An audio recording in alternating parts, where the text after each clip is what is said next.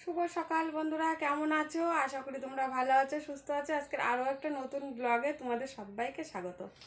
এই দেখো, নাল শাপলা বলো যা, এই শাপলাটা নিয়ে এসেছিলাম, রান্না করব। নাল, কেউ নাল বলে, আমরা হচ্ছে নাল বলি। তোমরা কি বলো জানি না অবশ্য। দুটো নাম আছে, শাপলা, নাল, আর কি নাম আছে অবশ্য জানি না, আমি এই দুটোই জানি। এটা এখন রান্না করব, ভাজা ভাজা ভাজা করব। ভাত বসিয়ে দিয়েছি ওই দিকটায়। এদিকে ছেলে স্কুলেও যাবে, ছেলে বাড়িতে নেই, ছেলে পড়তে গেছে পাশের বাড়িতেই, প্রাইভেট পড়ে, ওইখানে গেছে পড়তে। আর এদিকটা আমি নাল কাটতে বসে গেছি। নালটা এত ভালো মানে বাজতে, মানে কি বলবো, মানে খুব সুন্দর লাগে আমার নাল বাজতে, আর এগুলো কাটতেও খুব ভালো লাগে জানো তো। আর এদিকে যে নতুন টুলটা না নিয়ে এসেছি, আজকেই বসলাম, তো ওই যে আজকেই ব্যবহার হলো টুলটা। এদিকে নাল কাটাও হয়ে গেছে, এদিকে শস্য ফোড়ন দিয়ে রান্না করব নালটা।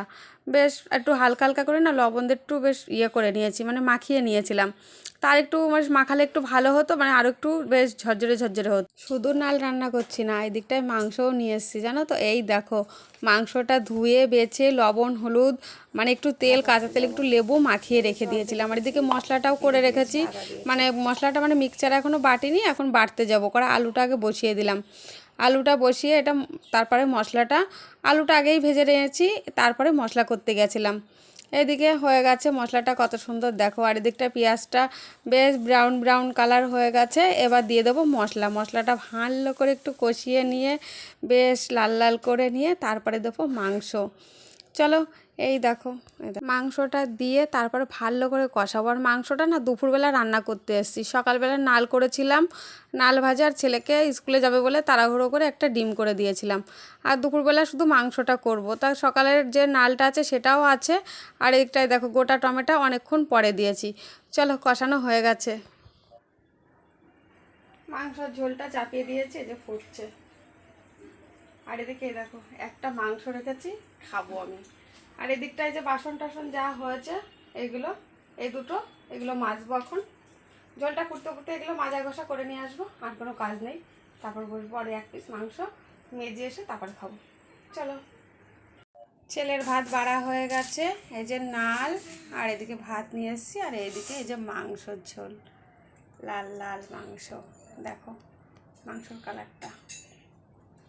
ছেলে একটু ইয়েটা ভালো খায়, মানে পেঁয়াজটা ভালো খায় ও, পেঁয়াজ শসা। আর এদিকটায় এই যে নাল, ছেলে বাড়িতে চলে এসছে স্কুলের থেকে, তা খেতে দিয়ে দিলাম। ও নালটা এই পাশটায় রেখে দিলাম, বলছি খাও শোনা। তাও বেশ নালটা খেলো একটুখানি, তা পুরো বললো পুরোটা খাবো না মা। আচ্ছা ঠিক আছে, আমি খেয়ে নেবো ওর পাতের থেকে। আমি বলছি কেমন হয়েছে রান্না বলো, বলছে ভালো হয়েছে মা। তারপরে ওর পেঁয়াজ দিয়েছি, শসা দিয়েছি, আর একটা লেগ পিস, আর পছন্দের খাবার একটা জিনিস নিয়ে, অবশ্য গিলেটা থাকলে আবার অবশ্য ভালো হতো, যেহেতু গিলেটা নেই, গলা তো আছে। তাহলে চলো, ভিডিওটা অবশ্যই কেমন লাগলো বলো, আর ভালো থেকো, সুস্থ থেকো, লাইক কমেন্ট শেয়ার সাবস্ক্রাইব করো। তোমাদের সবাইকে টাটা।